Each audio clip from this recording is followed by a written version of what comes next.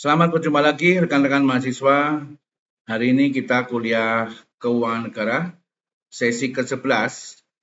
Kita akan membahas mengenai Rencana Pembangunan Jangka Menengah Nasional atau RPJMN. Baik, kita masuk ke materi untuk mengetahui lebih lanjut bagaimana RPJMN.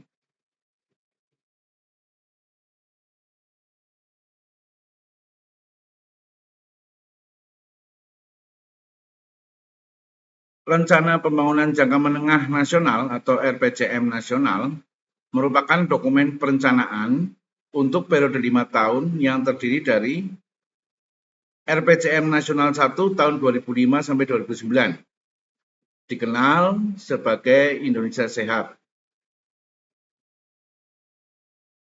Kemudian RPJM Nasional yang kedua yaitu tahun 2010 sampai 2014, dikenal sebagai Indonesia Smart 2014. Kemudian RPJM Nasional yang ketiga tahun 2015 sampai 2019, dikenal sebagai Permata Indonesia 2019. Kemudian ada RPJM Nasional keempat tahun 2020 sampai dengan 2024. Rencana Pembangunan Jangka Menengah Nasional 2024 adalah penjabaran atas visi, misi, dan program prioritas Presiden dan Wakil Presiden Joko Widodo, Kiai Haji Ma'ruf Amin.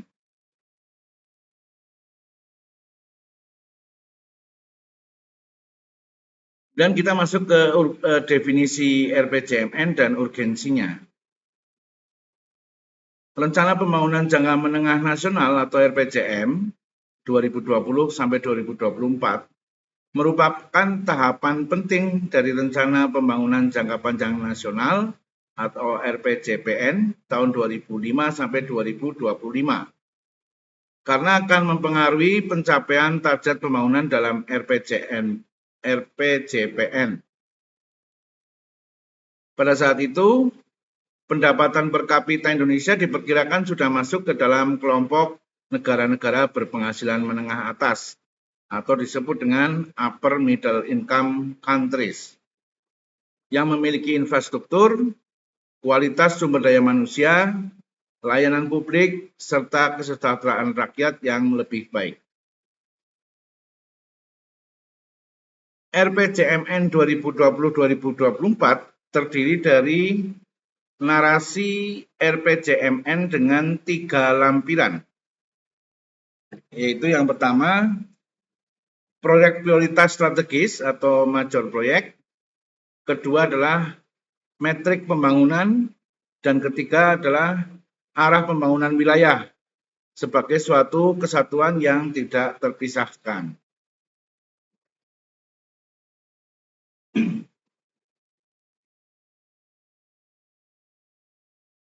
Dalam 5 tahun ke depan, keberhasilan pembangunan dalam mewujudkan visi terwujudnya Indonesia maju yang berdaulat, mandiri, dan berkepribadian berlandaskan gotong royong dilaksanakan melalui 9 misi yang dikenal sebagai nawacita kedua. Seluruhnya itu dituangkan dalam 7 agenda pembangunan, yaitu yang pertama, memperkuat ketahanan ekonomi untuk pertumbuhan yang berkualitas dan berkeadilan. Yang kedua, mengembangkan wilayah untuk mengurangi kesenjangan dan menjamin pemerataan.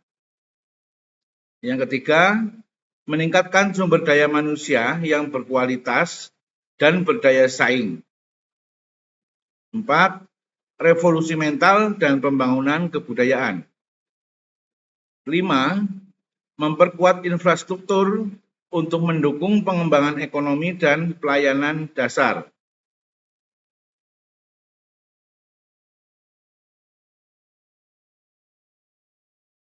Keenam, membangun lingkungan hidup, meningkatkan ketahanan bencana dan perubahan iklim.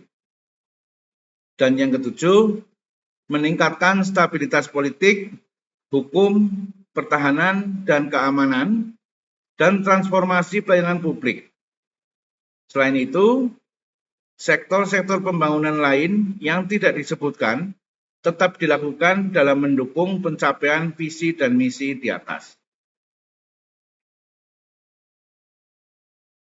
Sesuai arahan RPJPN 2005 sampai dengan 2025, sasaran dari pembangunan jangka menengah 2020 sampai 2024 adalah mewujudkan masyarakat Indonesia yang mandiri, maju, adil, dan makmur melalui percepatan pembangunan di berbagai bidang dengan menekankan terbangunnya struktur perekonomian yang kokoh berdasarkan keunggulan kompetitif di berbagai wilayah yang didukung oleh sumber daya manusia yang berkualitas dan berdaya saing.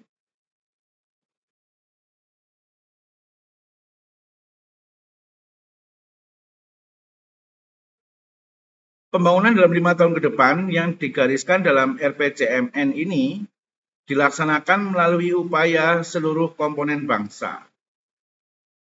RPJMN 2020 sampai dengan 2024 merupakan titik tolak untuk mencapai sasaran pada visi 2045, yaitu Indonesia menjadi negara maju. RPJMN 2020-2024 telah mengharusutamakan Sustainable Development Goals atau SDGs.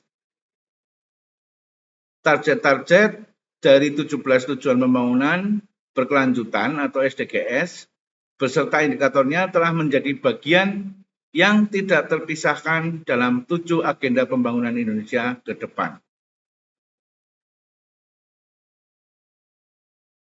RPJMN sangat penting karena memiliki fungsi sebagai pedoman yang bagi kementerian atau lembaga dalam menyusun rencana strategis kementerian atau lembaga. Bahan penyusunan dan penyesuaian RPJM daerah dengan memperhatikan tugas dan fungsi pemerintah daerah dalam mencapai sasaran nasional yang termuat dalam RPJM nasional. Pedoman pemerintah dalam menyusun rencana kerja pemerintah serta sebagai acuan dasar dalam memantau dan evaluasi pelaksanaan RPJM nasional.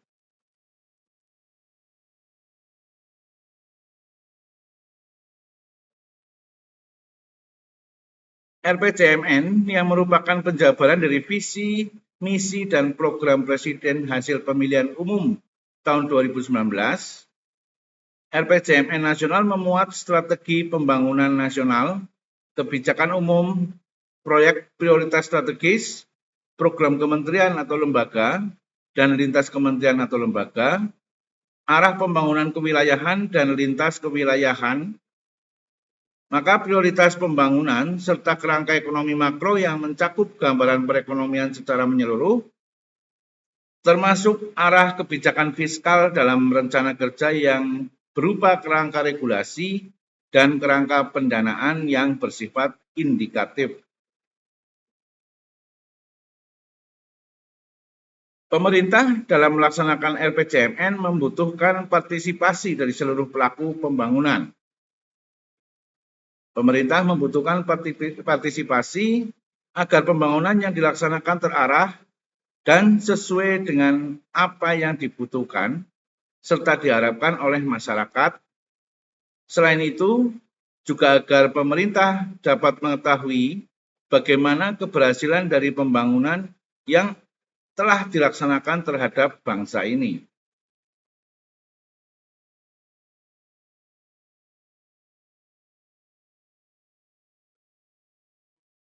Mahasiswa sebagai generasi penerus bangsa yang memiliki pemikiran-pemikiran yang baru dan kreatif dapat mengambil peran untuk membantu pemerintah dalam melaksanakan pembangunan serta memajukan bangsa Indonesia ini. Peran mahasiswa bagi pembangunan nasional antara lain adalah mahasiswa sebagai agent of change atau pembawa perubahan bagi masyarakat, serta mahasiswa sebagai agent of control atau pengawas pembangunan dan penilai keberhasilan dari suatu pembangunan yang telah dilaksanakan. Oleh karena itu, mahasiswa seharusnya bersikap proaktif terhadap pemerintah dan bangsa Indonesia. Karena bagaimanapun, yang akan menjalankan pemerintahan bangsa ini di masa yang akan datang adalah pemuda-pemuda dan mahasiswa-mahasiswi Indonesia saat ini. Mahasiswa memiliki peran yang strategis dalam mendukung pembangunan masyarakat dan bangsa Indonesia yang berkualitas. Oleh karenanya, mahasiswa harus memahami rencana pembangunan untuk bangsa di masa yang akan datang.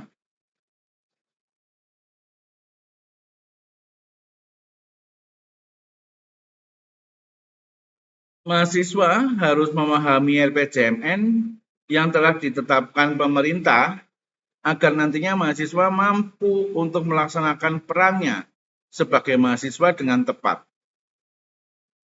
Mahasiswa yang merupakan generasi penerus bangsa, penanggung jawab, serta pelaku pembangunan di masa depan memiliki andil besar dalam keberjalanan RPJM tersebut. Peran mahasiswa sebagai agent of control memiliki peran dalam pembangunan dan kemajuan bangsa Indonesia, terutama sebagai penggerak intelektual masyarakat yang dapat mengubah cara pandang atau perspektif masyarakat terhadap suatu permasalahan. Peran mahasiswa sebagai pengawas dari suatu pembangunan yang dilakukan tersebut harus dapat terlihat jelas karena mahasiswa dianggap oleh masyarakat sebagai orang yang memiliki pendidikan lebih tinggi dibandingkan dengan yang lain. Sehingga mereka yakin bahwa mahasiswa mampu untuk menyampaikan aspirasi masyarakat dengan baik.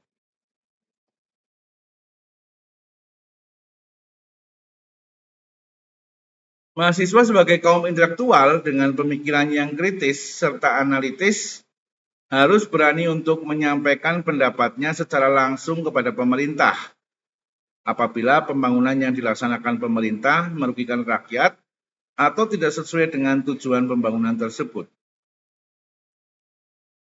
Dengan begitu, akan terjadi perubahan dan pembauran atau pembaruan dalam pembangunan sebagai hasil dan dari pemikiran mahasiswa.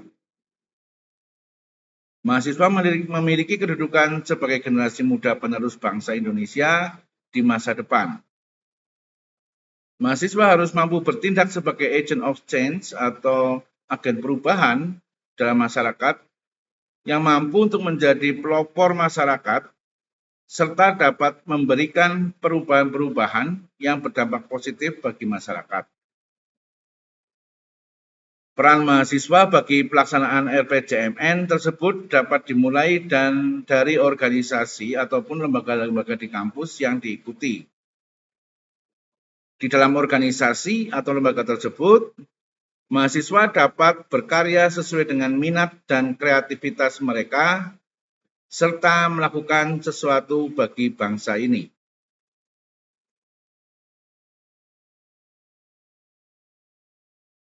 Mahasiswa dapat menyalurkan pemikiran-pemikiran serta ide-ide dengan mengikuti organisasi di dalam maupun di luar kampus dan mengikuti lomba seperti PKM, ya, Pekan Kreatif Mahasiswa, yang diadakan oleh pemerintah.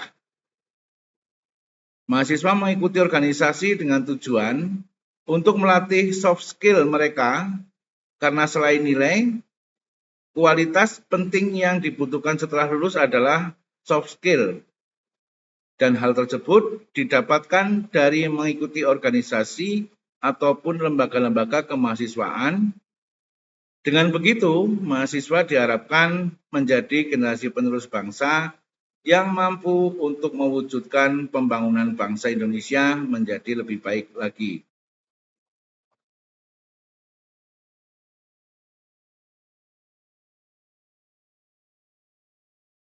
Kita melihat sekarang highlight RPJMN tahun 2020 sampai 2024. Yang pertama, RPJMN menjadi panduan dan rencana dalam langkah ke depan menuju Indonesia maju. Berikutnya, RPJMN memuat peta jalan dan pencapaian target yang sudah ditetapkan. Yang ketiga, tidak ada visi misi menteri dan semua mengacu pada RPJMN sebagai penuangan visi misi presiden dan wakil presiden. Selanjutnya, semua rancangan perencanaan betul-betul tersambung dengan penganggaran dan juga tersampaikan dengan baik oleh kementerian. Kemudian sinergi antara lintas kementerian atau lembaga dan pemerintah daerah sehingga ada kesamaan gerak langkah.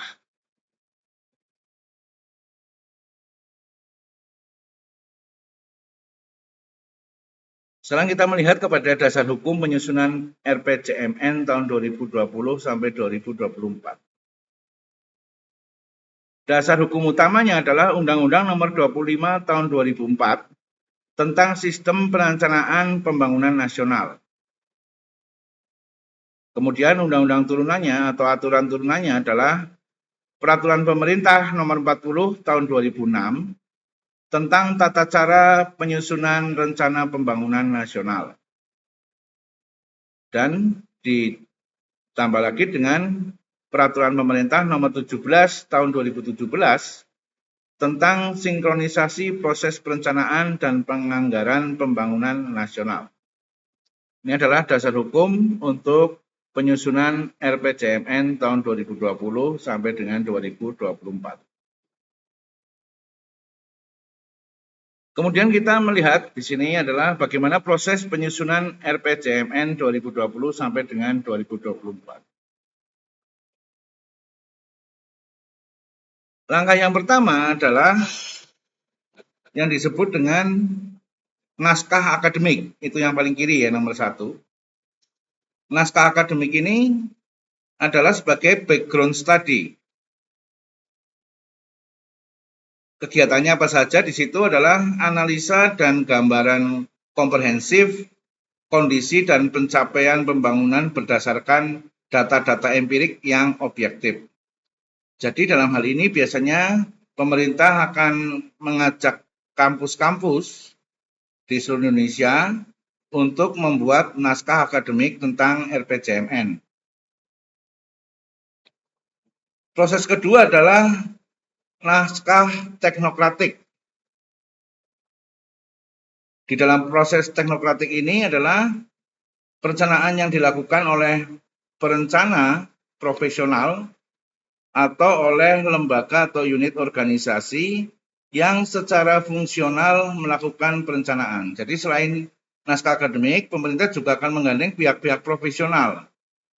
Dalam hal ini biasanya adalah lembaga-lembaga ataupun badan-badan swasta yang terbiasa melakukan perencanaan-perencanaan.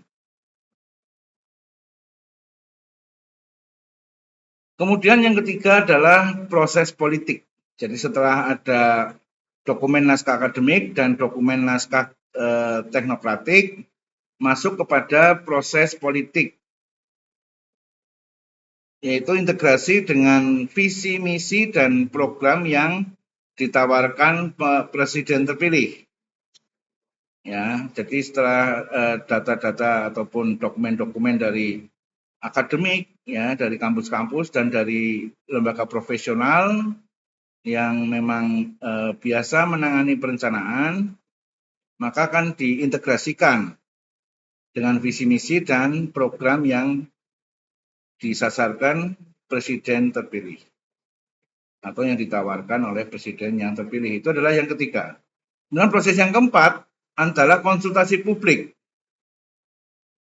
Dalam bentuk apa konsultasi publik? Yaitu dalam bentuk Musrenbangnas atau musyawarah perencanaan dan pengembangan pembangunan nasional. Ya, ini adalah tahap keempat.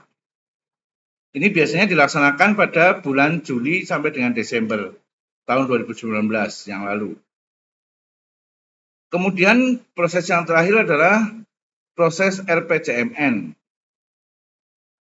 Dokumen perencanaan, format, ya, kemudian rujukan, perencanaan pembangunan, ya, segenap pelaku pembangunan. Ya, di sini akan diterbitkan berupa Perpres RPJMN selambat-lambatnya 3 bulan setelah proses terpilih jadi presiden atau proses dilantik. Ya. Untuk tahun 2019, Perpresnya adalah Perpres nomor 18 tahun 2020 maksud saya, ya. Itu adalah proses penyusunan RPJMN. Alurnya seperti itu. Berikutnya adalah dokumen RPJMN 2024. Itu terdiri dari apa saja? Yang pertama adalah berupa narasi. Ini biasanya bab 1. Bab 1 adalah narasi berisi kerangka ekonomi makro atau KEM, target-target utama pembangunan, dan 7 agenda pembangunan yang telah diintegrasikan dengan visi misi dan arahan Presiden.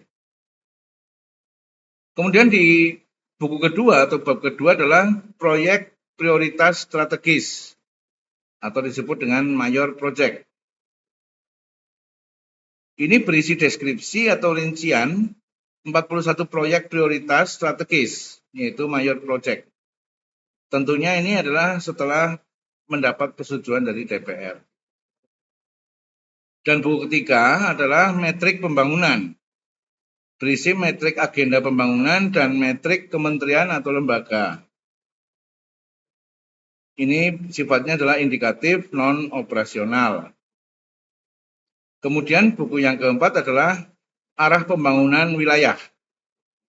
Berisi arah pembangunan 7 wilayah, pulau besar, ya, Papua, Maluku, Nusa Tenggara, Sulawesi, Kalimantan, Sumatera, dan Jawa Bali.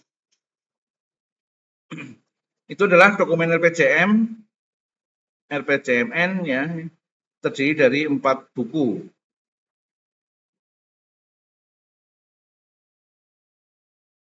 Kemudian kita akan melihat Peraturan Presiden nomor 18 tahun 2020 tentang RPJMN 2020 sampai 2024.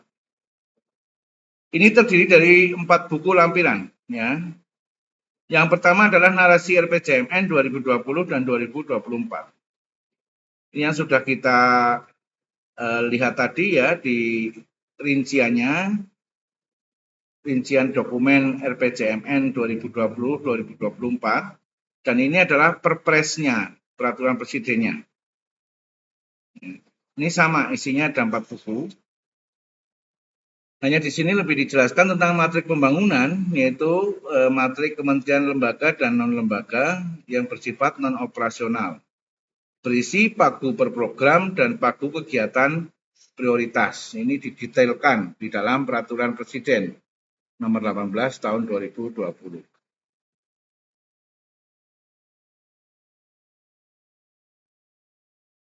Dan kita lihat sekarang adalah fungsi dari RPJMN 2020 sampai 2024. Fungsi yang pertama adalah pedoman bagi kementerian atau lembaga dalam menyusun rencana strategis atau Renstra. Fungsi kedua adalah bahan penyusunan dan penyesuaian RPJM daerah. Jadi atas dasar RPJM nasional, kemudian dipakai untuk melakukan penyusunan dan penyesuaian di RPJM daerah. Ini dilakukan agar supaya gerakan pembangunan yang dilakukan antara pusat dan daerah ini sinkron dan terpadu. Fungsi yang ketiga adalah pedoman pemerintah dalam menyusun rencana kerja pemerintah atau RKP. Fungsi yang keempat sebagai acuan dasar dalam pemantauan dan evaluasi. Kemudian fungsi yang kelima adalah acuan bagi masyarakat untuk berpartisipasi dalam pelaksanaan pembangunan nasional. Jadi termasuk di sini masyarakat juga dilibatkan dalam fungsi yang kelima tadi.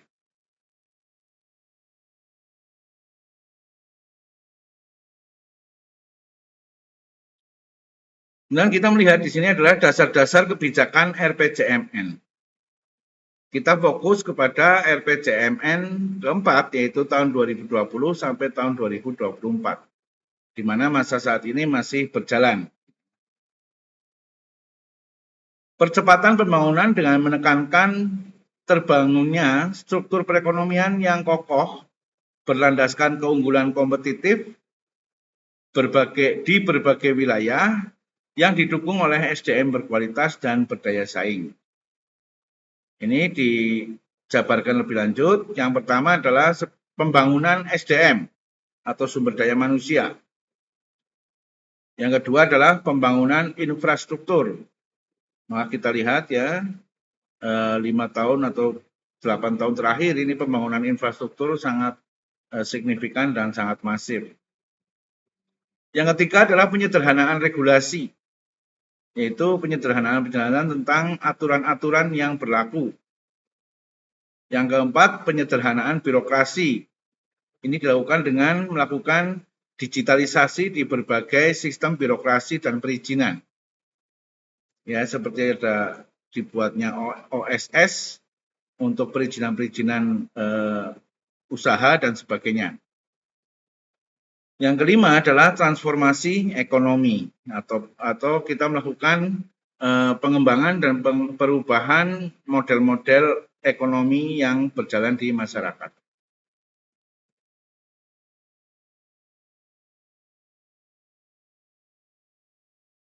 Kemudian kita di sini melihat capaian sasaran pembangunan RPJM untuk tahun 2015 dan 2019.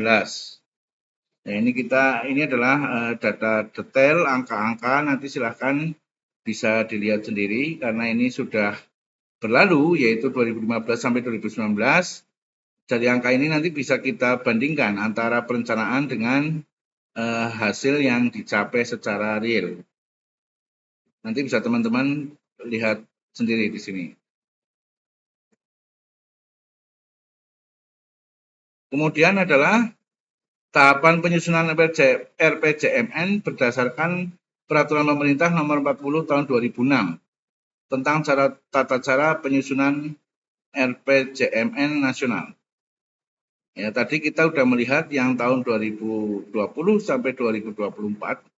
Ini saya kira kurang lebih hampir sama, hanya ada perubahan-perubahan sedikit. Di sini yang pertama adalah rancangan teknokrasi atau rancangan teknokratik RPJMN. Ya, kalau yang di 2020-2024 yang pertama adalah tinjauan akademik ya.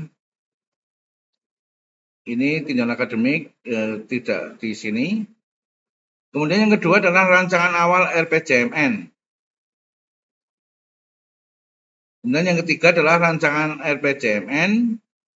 Yang keempat muslun bank RPJMN. Dan kelima rancangan akhir RPJMN. Ini agak berbeda sedikit dengan penyusunan RPJMN tahun 2020 sampai 2024 yang tadi sudah kita bahas.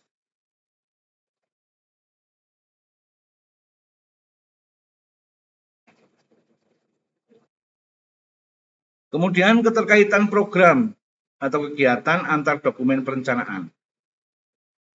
Kita lihat mulai dari paling bawah sendiri, yaitu adanya Renja KL. Renja itu rencana kerja kementerian dan lembaga. Ya, ini adalah unsur operasional di tingkat kementerian dan lembaga. Dari Renja KL ini kemudian kita ditetapkan menjadi RKP atau Rencana Kerja Pembangunan. Dari RKP ini kemudian digodok lagi atau dibahas lagi, disempurnakan menjadi Renstra atau Rencana Strategis Kementerian dan Lembaga KL. Nah, setelah melalui proses tadi, yaitu pembahasan secara akademik, teknokratik, kemudian secara politis dibahas, nanti akhirnya menjadi output yang terakhir adalah RPJMN. Ini adalah bentuk produk terakhirnya, yaitu RPJMN. Berikutnya, penutup. Ya. Rencana Pembangunan Jangka Menengah Nasional atau RPJMN 2015 sampai 2019 merupakan penjabaran dari visi misi dan program aksi pembangunan nasional dari pasangan Presiden Wakil Presiden Joko Widodo Yusuf Kala. Ini yang periode pertama. RPJMN ini terdiri dari 3 buku. Yang pertama memuat prioritas pembangunan nasional, yang kedua memuat arah dan kebijakan bidang-bidang pembangunan, dan buku ketiga adalah memuat arah kebijakan pembangunan kewilayahan. Dokumen ini menjadi pedoman bagi pemerintah dan masyarakat di dalam penyelenggaraan pembangunan nasional 5 tahun ke depan.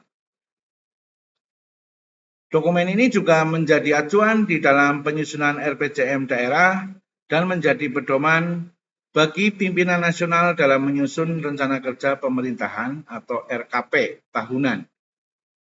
Ya, jadi penjabarannya dari RPJMN ini adalah RKP tahunan.